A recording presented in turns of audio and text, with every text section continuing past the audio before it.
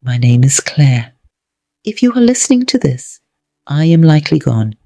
For 40 years, I was known simply as the architect's wife. You probably saw pictures of me in magazines.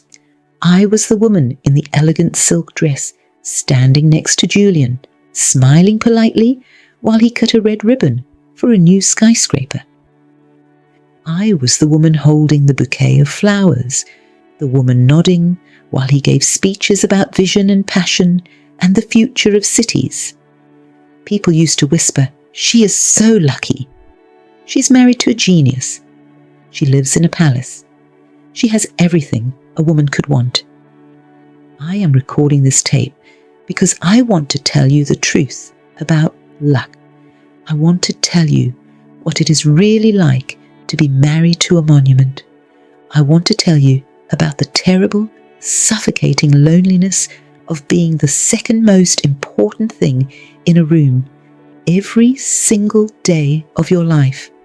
And I want to talk about my biggest regret. It isn't that I left him. It isn't that I divorced the great Julian Vance. My regret is that I waited 30 years to do it. My regret is that I let my own life wither on the vine while I was busy watering his ego. I want to take you back to 1978. Julian told you about the blueprints, didn't he? He told you about the night he chose a building over his daughter, but he doesn't remember what happened after he turned his back. He doesn't know what happened in the silence that followed. I remember. I remember it vividly. I remember standing in the doorway of his study. The air smelled of graphite and stale coffee. The only light came from his desk lamp, illuminating his hands, those genius hands that were flying across the paper. Sophie was holding my hand. She was 6 years old. She was wearing her favourite pyjamas with little bears on them, and her hair was still damp from her bath. She was holding that drawing with so much pride. She had worked on it for 2 hours. She had drawn the sun in the corner with a smiley face. When Julian pushed her drawing aside, when he didn't even look at her face, when he chose the cold straight lines of a bank over the warm crooked lines of his daughter's love, I felt Sophie's hand go limp in mine. It wasn't just a rejection, it was an erasure. It was a confirmation that she didn't matter. I walked her back to her bedroom. I tucked her in. She looked up at me with big, confused eyes and asked, "Mommy, is Daddy mad at me? Did I do something wrong?" I had to lie.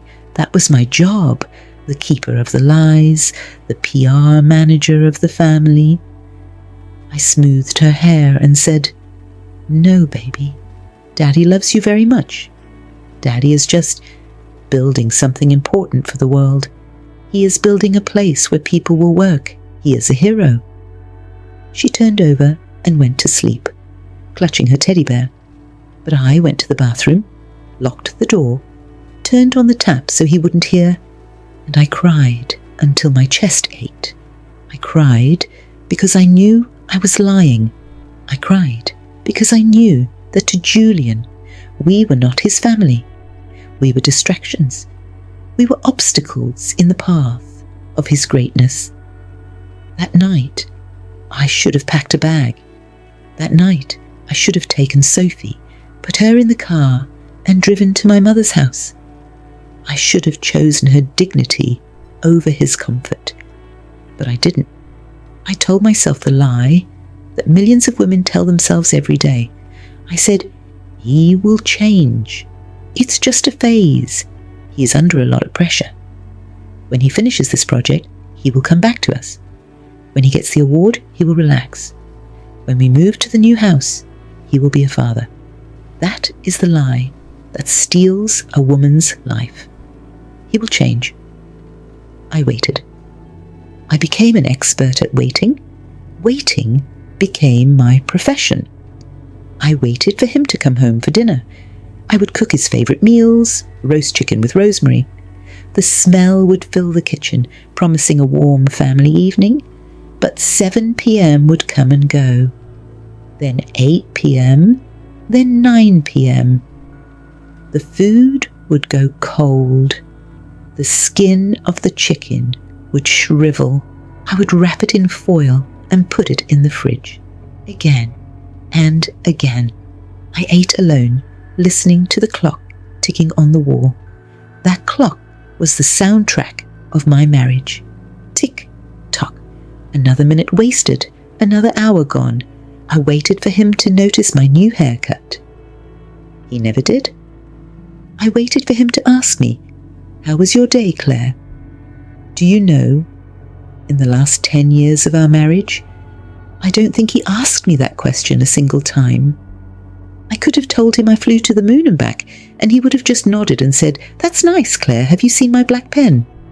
We moved into the big house, the masterpiece, the house that was on the cover of Architectural Digest. Julian was so proud of it. Glass walls, steel beams, polished concrete floors, minimalist furniture imported from Milan. It was stunning. It was a work of art, but it was cold. God, it was so cold. I remember walking through those empty hallways, and I felt like a ghost haunting a museum. It wasn't a home. It was a showroom. I wasn't allowed to put family photos on the walls because it would ruin the aesthetic. I wasn't allowed to leave a book on the coffee table because it cluttered the lines. I wasn't allowed to put a rug down in the living room because it hid the expensive floor. Sophie wasn't allowed to leave toys out. If she left a doll on the sofa, Julian would sigh, pick it up with 2 fingers as if it were a dead rat, and drop it in a bin. We were living in a display case. We were props. We were there to show the world that the great architect had a wife and child. But we were not allowed to look like we actually lived there. I raised Sophie alone. I want to be clear about that. I was a single mother with a husband in the next room. I went to the school plays alone. I sat in the audience, surrounded by couples holding hands, holding a coat on the empty seat next to me. "Where is Julian?" people would ask. "Oh, he's in Tokyo," I would say, with a bright, fake smile. "He's designing a new airport. Very important work. He sends his love." I defended him. I protected his image. I polished his pedestal while I was disappearing into the floor. I made excuses for his absence. I made excuses for his silence. I became a shield, protecting Sophie from the truth that her father simply didn't care enough to be there. But the erosion of a soul is a slow process. You don't realize you are disappearing until you look in the mirror one day and you don't recognize the woman looking back. The turning point wasn't a sudden explosion. It wasn't an affair. It wasn't a fight. It was a slow death of hope. It was his 60th birthday. I had spent months planning that gala. It was going to be the event of the season. 500 guests, the mayor, celebrities. I chose the flowers. White lilies, his favourite. I chose the menu. I chose the music. I wanted it to be perfect for him.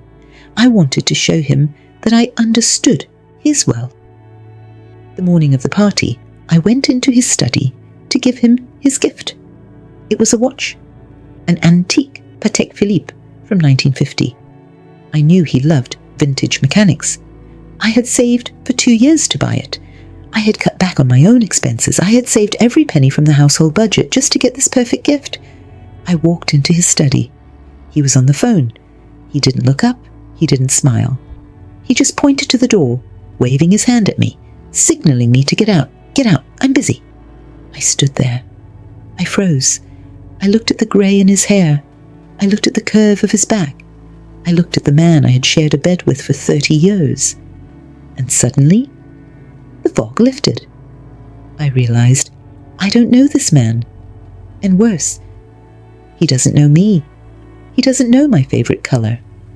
He doesn't know that I cry in the shower. He doesn't know that I love painting watercolors. He doesn't know that I am lonely. If I died right there on the rug, he would just be annoyed that my body was blocking his path to the bookshelf. That was the moment the spell broke. That was the moment I stopped waiting. I realized that I wasn't his partner. I was his background noise. I realized that I had spent my youth, my beauty, and my energy fueling a machine that could not love me back. I was throwing coal into a furnace, hoping the fire would hug me, but fire only burns.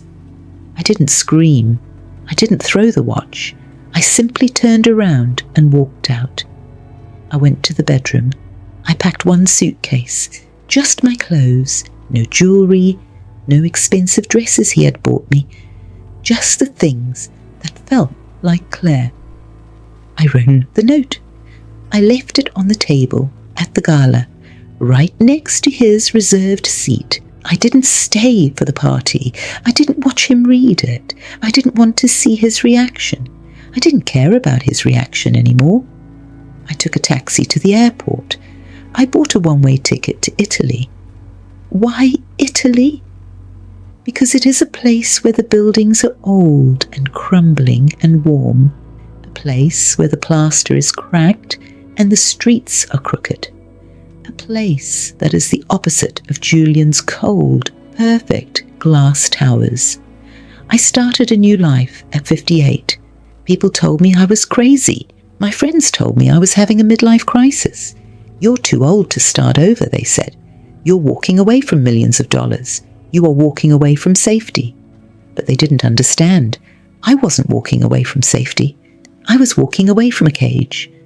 Those first few months in Tuscany were terrifying. I had never lived alone. I didn't know how to pay a bill. I didn't know who Claire was without Julian. I felt naked. I felt exposed. But slowly, day by day, I found her. I found the woman I was supposed to be. I rented a small cottage on a hillside. It had a leaky roof. It had ants in the kitchen. And I loved it. I loved it because it was mine. I painted the walls yellow, bright, screaming yellow, just because Julian would have hated it. I bought rugs. I bought messy, comfortable furniture. I started painting again. I set up an easel in the garden. I painted the sunrise. I painted the grapes. I got paint on my hands, on my face, on my clothes, and for the first time in 30 years, I felt beautiful. Not because I was wearing diamonds, but because I was free. I made friends, real friends. The baker down the street, the woman who sold flowers, that they didn't care that I was the famous architect's wife. They liked me because I was Claire, who laughed loud and tried to speak Italian with a terrible accent. I reconnected with Sophie. She came to visit me. We sat on the terrace drinking wine, watching the sunset. We cried together. We talked about the years we lost. We healed the wounds that her father had inflicted. She saw me not as a victim, but as a woman who finally stood up. She told me, "Mum, I'm so proud of you. That was worth more than any award Julian ever won. But here is my confession. Here is the bitter pill that I have to swallow every night. I lost 30 years. I traded 30 years of my life for the hope of a man who didn't exist. I stayed because I was afraid to leave. I stayed because I thought loyalty meant setting yourself on fire to keep someone else warm. I stayed because I didn't think I was enough on my own. I look at my hands now. They are wrinkled. They are old. I am happy now, yes. But I cannot get back the years I spent sitting in that cold glass house. I cannot get back the nights I slept alone. I cannot get back the youth I wasted waiting for a door to open that was locked from the inside. So please, listen to me. Listen to an old woman who learned the hard way. I have a message for the waiting ones, for the wives, the husbands, the partners who are sitting at home right now, staring at a cold dinner, for the ones who say, he's just busy, or she's just stressed, or it will get better. When? Truth number 1. You cannot love someone into seeing you being. I thought if I loved Julian enough, if I was perfect enough, if I was patient enough, he would finally wake up and see me. It doesn't work that way. You cannot scream silently and expect to be heard. You cannot love a statue into a human being. If they don't see your worth today, they won't see it tomorrow. Stop auditioning for the role of partner in your own marriage. You already got the part. If they treat you like an extra, if they treat you like furniture, leave the stage. Walk out of the theatre. Truth number 2. Your loyalty must be to yourself first. We are taught that sacrifice is noble, especially women. We are taught to endure. We are taught that a good wife stands by her man, but standing by a man who ignores you is not nobility. It is self-destruction. Sacrificing your soul for someone else's ego is not love. It is suicide. I thought I was being a good wife. I wasn't. I was being a coward. I was letting Sophie watch her mother disappear. I was teaching my daughter that it is okay for a man to treat a woman like a ghost. The bravest thing you can do for your children is to show them what self-respect looks like. The bravest thing you can do is say, I deserve more. Truth number 3. It is never too late to find the sun. I left at 58. I started painting at 60. I found peace at 65. People think that after a certain age, your life is set in stone. That is a lie. You are not concrete. You are a river. You can change course. You can flow somewhere else. Those last years in Italy, they were worth more than all the millions Julian had. I felt the sun on my face. I drank wine that tasted like grapes, not prestige. I held my grandchildren, and I didn't worry about messing up the furniture. I lived. I finally lived.